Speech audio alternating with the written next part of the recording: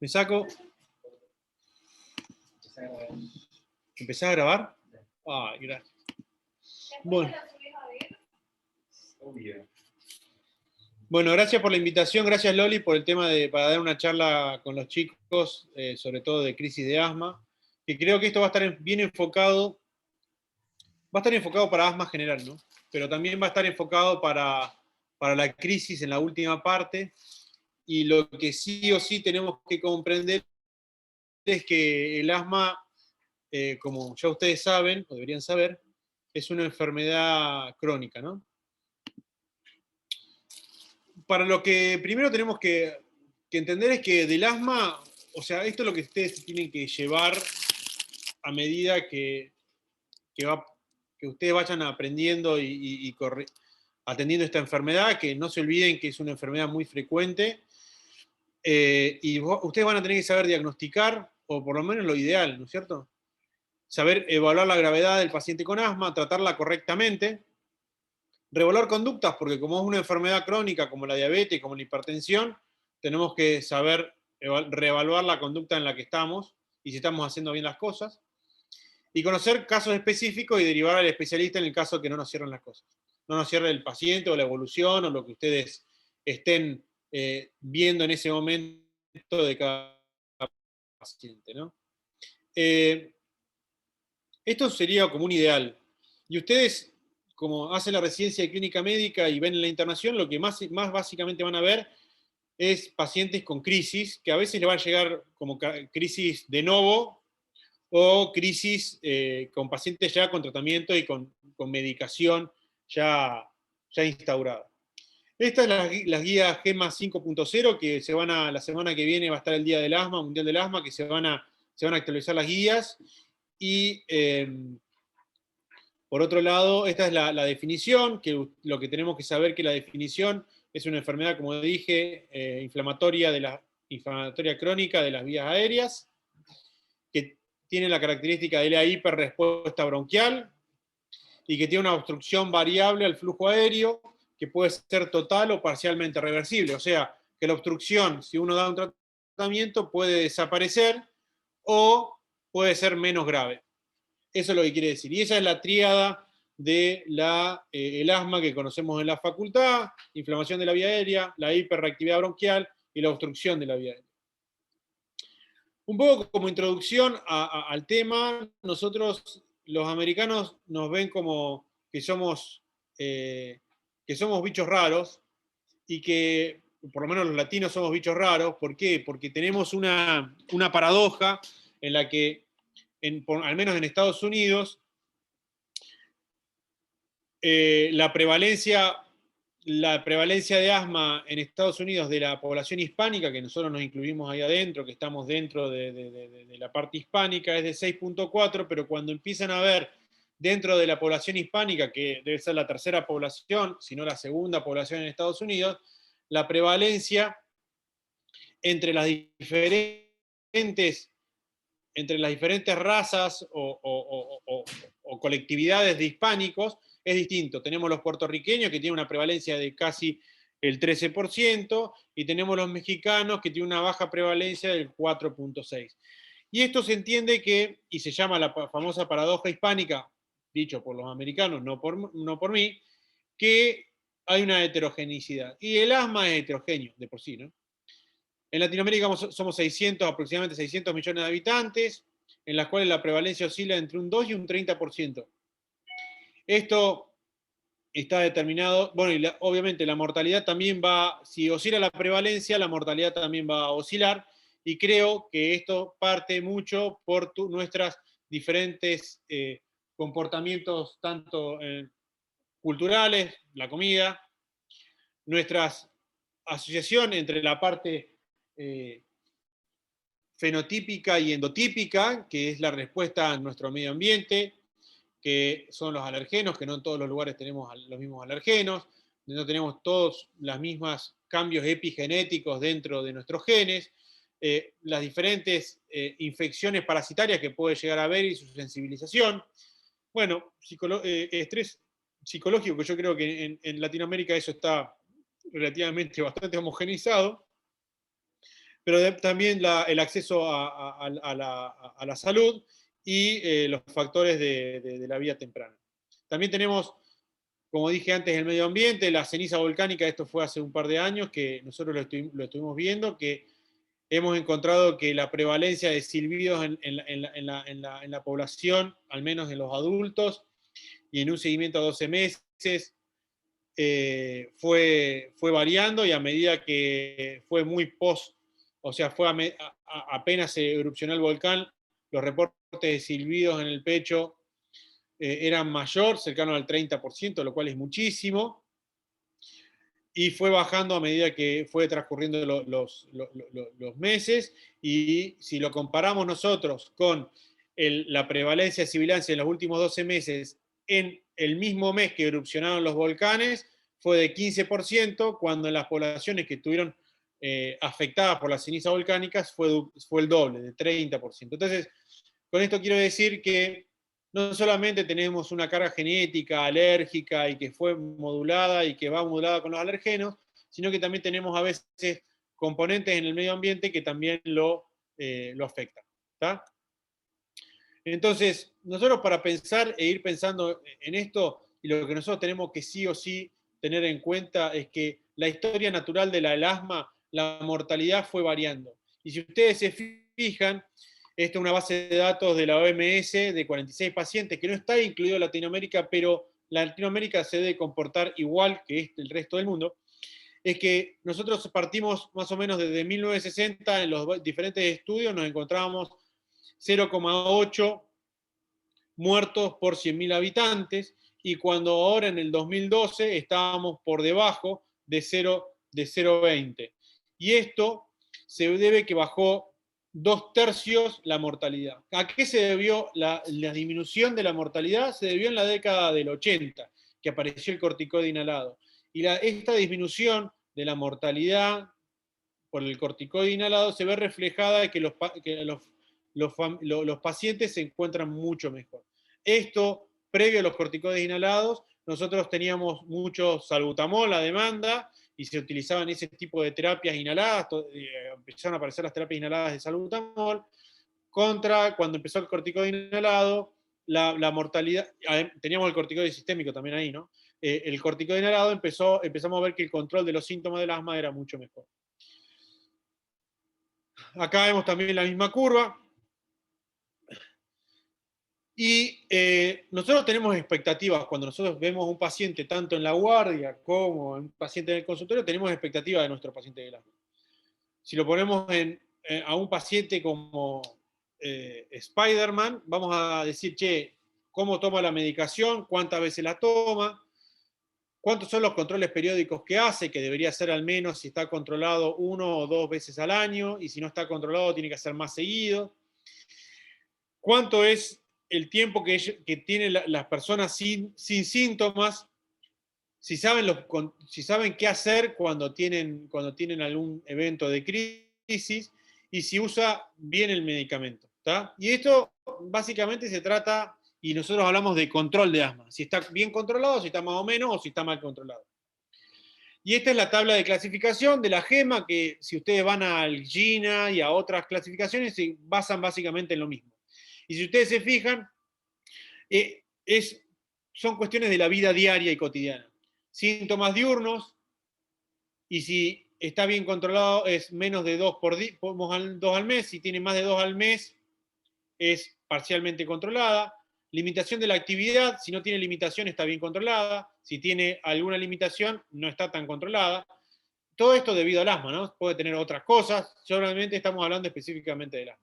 Si tiene síntomas nocturnos, o si tiene despertares nocturnos, si no tiene, está bien controlada, y si tiene, no está tan controlada. Y la necesidad de uso de medicación de rescate, el salbutamol.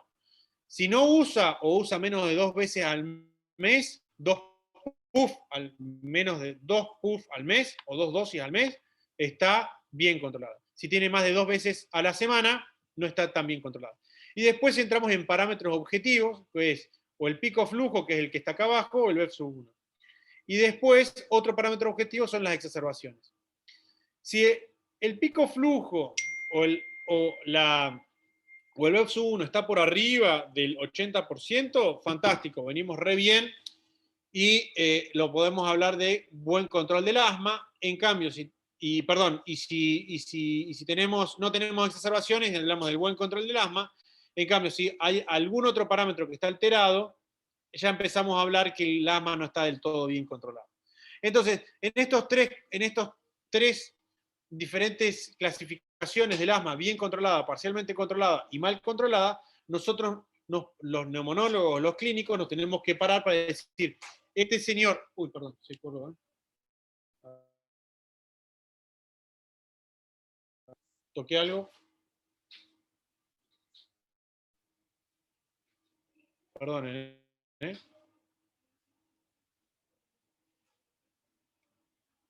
Ahí está. Estamos hablando sobre cómo está el asma bronquial.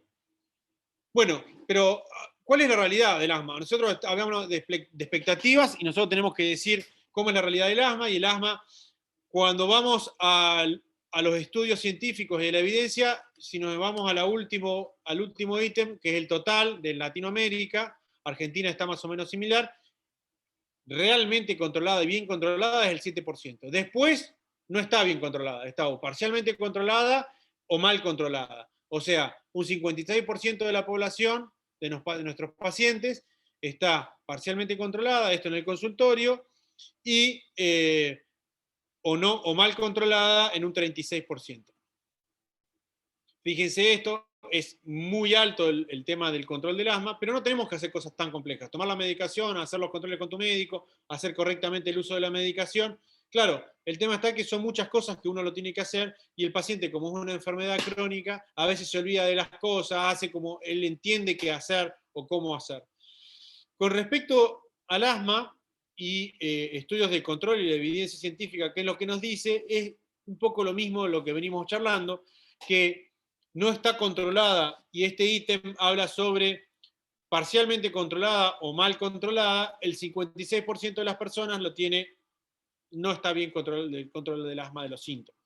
Y cuando vamos a las causas, fíjense, esto es muy chiquito, pero se los aclaro acá, que el no controlado tiene menor acceso a la medicación, o sea, por ende, o indirectamente, son más pobres, y tiene menor adherencia al tratamiento. Esto significa que la persona o no entendió cómo se toma la medicación, o la medicación la usa de forma como él entiende que la tiene que usar y no como el médico se la dice, o el mal uso del dispositivo. En este otro cuadrito, si vemos que aquellos pacientes que no están controlados por la clasificación tienen mayor admisión a los hospitales por asma, mayor exacerbaciones por asma, mayor ingreso a UTI por asma, mayor consultas a las emergencias, o sea, ustedes y eventualmente a las chicas de emergencia, a los residentes de emergencia, o a nosotros al piso de clínica médica por crisis, y por ende mayor uso de corticoides y corticoides sistémicos. Que eso no está bien, el uso de corticoides sistémicos en asma no es lo que nosotros queremos. Nosotros queremos que usen corticoides inhalados, pero no sistémicos. Por lo tanto, el riesgo de los asmáticos se duplica y tiene todo un mayor riesgo de mala evolución, aquellos que no están controlados y que por ende no utilizan bien la medicación. Entonces, nosotros habíamos hablado de esto, de las expectativas del asma, pero en realidad, la realidad del asma es este señor, que no es Spider-Man, sino es más bien este señor que es un híbrido, ¿no? Y cuando empezamos a ver sobre de nuestros pacientes asmáticos que se empiezan a confundir con los EPOC, que es lo que nosotros vemos en clínica médica, en estos estudios del PUMA, que es un estudio de prevalencia de EPOC sobre población de primeros de atención primaria, que es lo que cuando ustedes muchas veces van a empezar a ver en demanda espontánea o eventualmente en el consultorio de clínica médica. Si ustedes se fijan que de todos los pacientes que tienen por arriba de 40 años y que fuman al menos 10 paquetes por año o similar, van a encontrarse que aproximadamente de esa población de más de 40 y más de 10 paquetes por año, al menos el 10% son asmáticos. ¿Está? Estos pacientes que, un poco viendo los pacientes asmáticos y EPOC, lo tenemos que hacer una gran diferencia y entender de que son a veces, cuando son pacientes con asma por arriba de 40 años, es la gran diferencia que tenemos que hacer. ¿Es asmático o es EPOC? ¿A dónde estamos parados? Entonces tenemos que ir a hacer esta tablita de diagnóstico diferencial. Es muy importante porque tenemos que entender de que los asmáticos empiezan con síntomas mucho antes de los 40 años contra los EPOC que no lo hacen. Los antecedentes de tabaquismo es siempre el EPOC tiene que tener tabaco metido en el medio, o eventualmente, si nosotros estamos hablando de los pacientes que vienen a la cordillera, mucha exposición a humo de biomasa, de calefacción a leña. En cambio, en el asmático no es así. Habitualmente hay un antecedente de alergia en los asmáticos y en los EPOC no es tanto. Antecedentes de asma o alergia en familiares en los asmáticos y en los EPOC no tanto. Variabilidad en los síntomas, a veces andan bien y a veces andan mal. En el EPOC no es tanto, siempre tiene la misma clase funcional y viene con una clase funcional progresiva. Después, cuando vamos a la parte espirométrica, siempre hay alguna reversibilidad o variabilidad, y en el EPOC no es tanto la reversibilidad. Y si ustedes se empiezan a fijar, dependiendo en este cuadrito del GEMA 5.0, empiezan a ver los diferentes diagnósticos diferenciales que podrían llegar a tener dependiendo de la edad y la asociación con los diferentes tipos de enfermedades. ¿Está? Pero cuando nosotros vamos a ver en clínica médica y en la guardia de adultos, la gran diagnóstico diferencial es con asma versus EPOC. Entonces, esto tiene que quedar claro. Ahora bien, este es el algoritmo de diagnóstico del asma. Yo creo que el algoritmo diagnóstico del asma, si ustedes piden la espirometría, yo ya con eso ya me quedo contento, porque todo lo otro es para especialistas y que ustedes no tienen que entrar en eso. Y cuando ustedes vayan a ver con una espirometría o pidan una espirometría, o si tienen un pico flujo en la guardia, si está todo por debajo de 80 y da parámetro de obstrucción, estamos dentro de un posible diagnóstico de asma, teniendo en cuenta todos los antecedentes previos, ¿no? ¿Cuál es el tratamiento? El tratamiento, fíjense, dependiendo de la severidad del control y de la espirometría, vamos a nosotros ir en estos escalones de tratamiento. Y hay que no olvidarse que el tratamiento va a estar dependiendo de cómo estamos controlando. Y esto es dinámico. Yo pongo un tratamiento, veo cómo está controlado o no está controlado, y vuelvo a replantearme si tiene que estar con esta medicación o no. ¿Bien? Pero todo esto es en estabilidad, ¿no? Esto es estabilidad. Esto es paciente consultorio, esto es paciente que nosotros vemos el ideal. Pero cuando la crisis pasa, nos caemos y es una gran caída, y cuando empezamos con las crisis de asma, el concepto es que es un deterioro del estado habitual del paciente. Esto implica la necesidad de administrar un tratamiento específico, y habitualmente es un tratamiento de aliviador. Hay que evaluar el tema de la instauración, si es rápida o lenta, y dependiendo de este desencadenante, nosotros podemos ver si es un alergeno, si es un fármaco, si es un alimento, si es una infección o es mala adherencia al tratamiento. Tenemos que identificar cómo fueron el tema de los síntomas, el tiempo de evolución, cuánto uso de medicación de rescate y si tiene deterioro de la función pulmonar. Yo creo que si uno me dice dónde tendríamos que tener un pico flujo dentro de la institución, la guardia. ¿Está? En el piso no estaría de más, pero la guardia sería uno para tomar decisiones, como vamos a ver adelante. Y después la gravedad. Si estamos ante un cuadro leve, moderado, grave o casi fatal o de riesgo vital. Este algoritmo es el algoritmo de cómo es la evaluación estática y dinámica de un paciente que ingresa a la guardia. ¿Está? Y vamos a encontrar una evaluación estática, ¿bien? Que es la parte superior del cuadro, y una evaluación dinámica, que es la parte inferior del cuadro. Vamos a tener una crisis leve, moderada, grave o vital. La vital ya entendemos que es aquel tipo que se tiene que venir a intubar. Y ya lo vamos a ver cuáles son los criterios de riesgo vital o crisis vital o casi fatal. La crisis leve es cuando tenemos un pico flujo o un BEF1 todo por arriba del 70%. Entonces a esta persona hay que indagar de darle, a ver, le damos un tratamiento con salbutamol, medicación de rescate, y evaluar las causas desencadenantes. Hacer una radiografía de tórax, hacer una analítica, una radiografía de senos paranasales también por si tiene una sinusitis, como el caso de esta señora Contreras que entró por guardia, y ver cuál es la causa. Mientras tanto le vamos dando tratamiento. A medida que va evolucionando, nosotros a los 30 minutos después de hacer 3 o 4 dosis la supuesta impregnación del asma, de salbutamol, reevaluamos y vemos cómo estamos. Si mejoró el pico flujo del BEF1 o si mejoró la clínica, podemos decir, che, este paciente estamos como para condicionarlo al alta, y si mejoró, lo podemos mandar a la casa. Podemos tener un rango de horas, hasta 3 horas más o menos de tratamiento, y lo podemos mandar a la casa. Si tiene una crisis moderada, volvemos hacia arriba, tiene un pico flujo de menos de 70, está con requerimiento de oxígeno o no, le empezamos a dar salbutamol o beta-2 de acción prolongada, empezamos a darle un poquitito de corticoide, o una dosis de dexametasona o hidrocortisona, y empezar a darle un corticoide inhalado en caso que no lo tenga. Si ya tiene de casa, lo podemos empezar a administrar. Le podemos dar un corticoide inhalado y reevaluar. A la media hora vemos cómo está el pico flujo y la clínica. Si está mejor, lo podemos considerar externarlo. ¿Qué significa mejor? Que tiene que tener un BEF1 o un pico flujo por arriba de 60.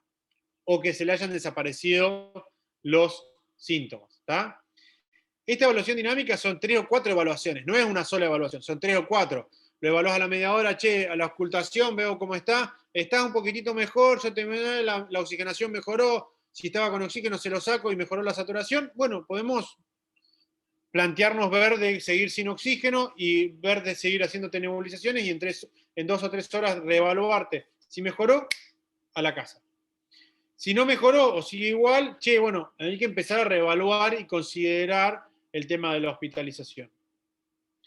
Y en el caso de la hospitalización, tenemos que también considerarlo con la reevaluación dinámica, y a las 3 horas no mejora, empezar a definir hacia dónde lo vamos a derivar. Si lo vamos a derivar a un cuadro para terapia intensiva, o si lo vamos a derivar para un cuadro de piso y tratamiento en piso. La crisis y la severidad de la crisis de asma, nosotros tenemos que entender que habíamos dicho crisis leve, moderada, grave o de riesgo vital. La de riesgo vital es aquella que ya todo el mundo conoce, que es aquel que viene casi en paro respiratorio, con hipercapnia, con insuficiencia respiratoria, saturando menos del 90%, y que está en inminente paro respiratorio, que no tenés otra cosa que intubarlo y después charlamos. ¿Tá? Esa es el riesgo vital, y esa la conocemos todos. Esa entendemos que está en un cuadro crítico y que va a ir a terapia intensiva. Es así. Después tenemos que empezar a distinguir cuál es la leve, que tenés chance de que la atajás por guardia y la podés mandar a la casa, y después eventualmente que seguirla con su neumonólogo clínico de cabecera. La de riesgo moderada, que es el gris, que no sabe si va a dar a la casa o la vas a dejar internada, y la crisis grave, que esa va a tener que definir si la dejas internada en piso o la vas a dejar pasar a terapia intensiva por un riesgo inminente de crisis. Entonces, acá tenemos la clasificación, y nosotros viste que se utilizan varias variables en las cuales vos tenés que evaluar. La falta de, o sea, la disnea, el habla, la frecuencia respiratoria, que estamos hoy midiéndola casi con frecuencia, la frecuencia cardíaca, la TA, el uso de músculos accesorios, las sibilancias, si están o no están, el nivel de conciencia, la parámetro objetivo de la función pulmonar, que es el BEF1 o el pico flujo, la saturación, la PO2 y la PCO2. Habitualmente todos los pacientes con crisis de asma vienen hipocápnicos. Cuando están hipercápnicos hay que prender la alarma. Los pacientes en su gran mayoría vienen con una PO2 buena, todo por arriba de 60. Pueden venir con hipoxemia a la edad, pero habitualmente todos vienen por arriba de 60. Cuando tienen por abajo de 60 hay que prender la alarma. Esos son como tips que ustedes se tienen que llevar a la casa. Y después hay un gran porcentaje que viene con utilización de músculo accesorio, pero cuando le empezás a dar la medicación, ese músculo accesorio desaparece y entra en la evaluación dinámica y el nivel de conciencia habitualmente es normal en la gran mayoría. El pico flujo, esto sí es importante, dependiendo del pico flujo hay puntos de corte, es decir, che, este es un leve, este es un moderado o este es un grave. Cuando tienen por debajo de 50, el tipo es un grave, porque tiene menos del 50% de la capacidad del VEP-1. Y después, diferenciarlo. Lo que sí también es importante es el habla. El habla si está entrecortada o no puede hablar, eso te da el parámetro de la gravedad. Esta tabla está en las guías, o si no, en la presentación, para que ustedes se la aprendan o la tengan pegada ahí en la sala de guardia y la tengan rápida.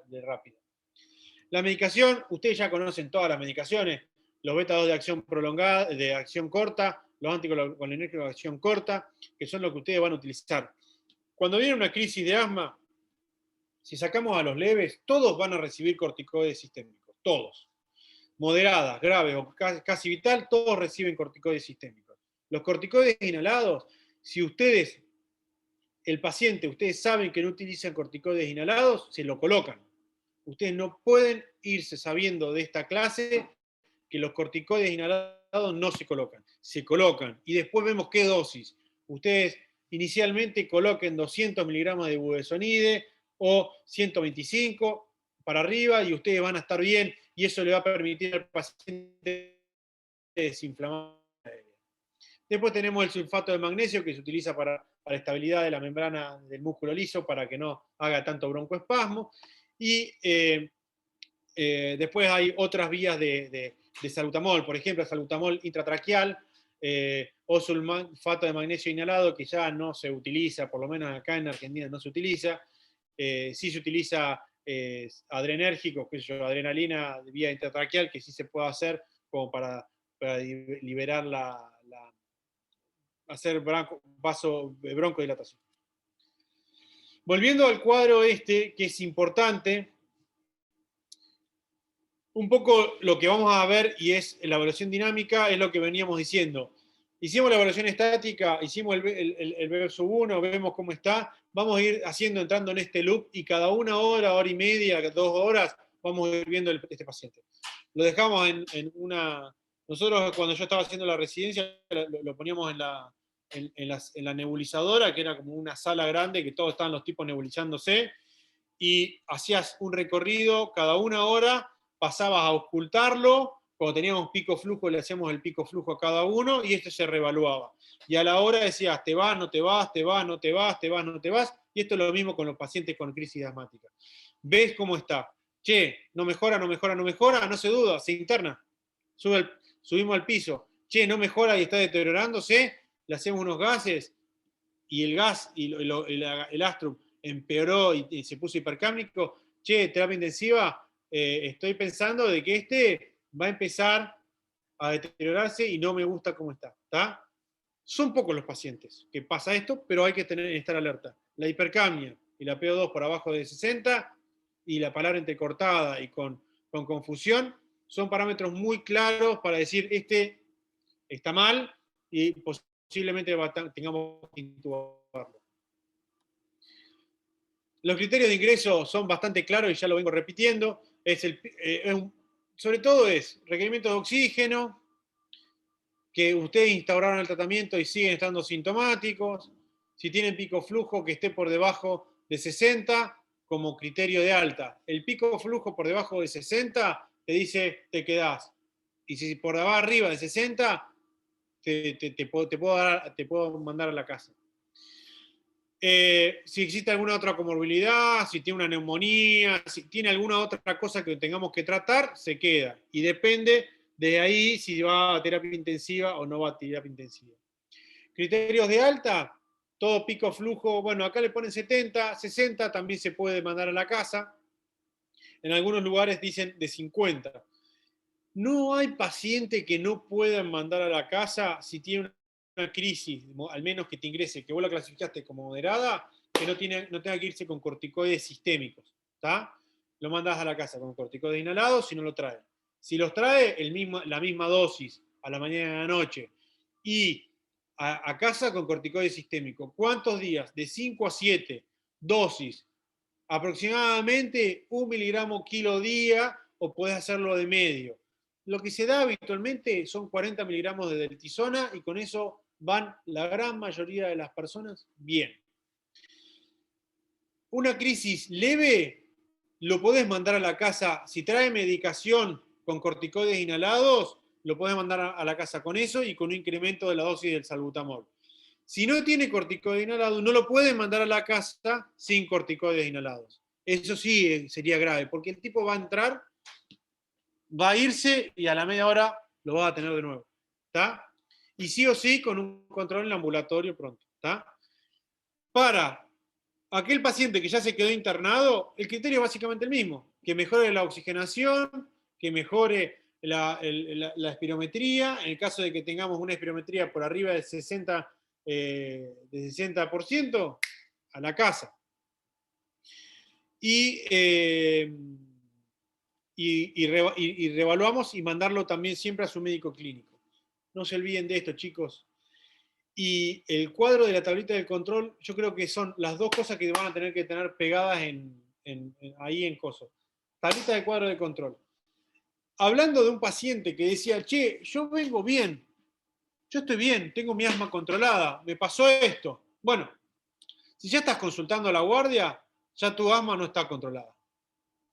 Si tuviste que utilizar la medicación más de dos veces en el día o más de 2 veces por semana, ya tu asma no está controlada. Si ya tenés limitación en la actividad, ya tu asma no está controlada. Ya está con una crisis, maestro, y tu asma está mal controlada.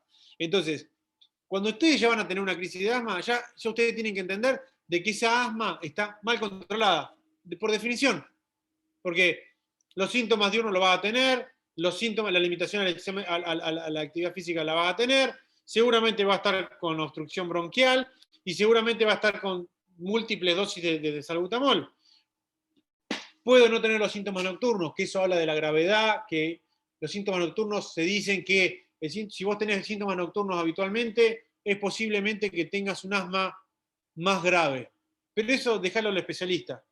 Ustedes ya tienen que entender que ustedes lo recibieron, ya está mal controlada. Y que si no tiene medicación, tienen que ajustar a la medicación. Si el tipo venía, o la señora venía sin corticoide inhalado, lo primero que se tiene que pasar por la cabeza es corticoide inhalado. Y también corticoide sistémico, para el tratamiento del asma. El corticoide sistémico va a ser por hoy, nada más. ¿no? Por hoy me refiero a 7 días. Y después vemos. Este es el esquema de tratamiento, cómo vos lo vas a escalar. Si el señor venía o la señora venía con dosis baja de corticoides inhalados, dosis bajas son menos de 400 microgramos de budesonide por día. No se aprendan este número. Esto lo buscan en la tablita, lo buscan en la guía y lo van a tener la definición. Tenés que escalar a un corticoide o aumentar la dosis del corticoide. Si viene en escalón 3, tenés que subir al escalón 4. Si viene en el escalón 4, le subir al escalón 5. Ya en el escalón 6, especialista. Eso no se tienen que preocupar ustedes. Pero si viene en el escalón 1, que viene solamente sin medicación, sin corticoide inhalado, sí o sí lo tenemos que llevar a corticoide inhalado. En el asma, y esto es una de las cosas que yo quiero que ustedes se lleven, en la crisis de asma nunca se tienen que olvidar de los corticoides inhalados y de los corticoides sistémicos, sobre todo de ninguno de los corticoides. Y con esto me despido. Muchas gracias.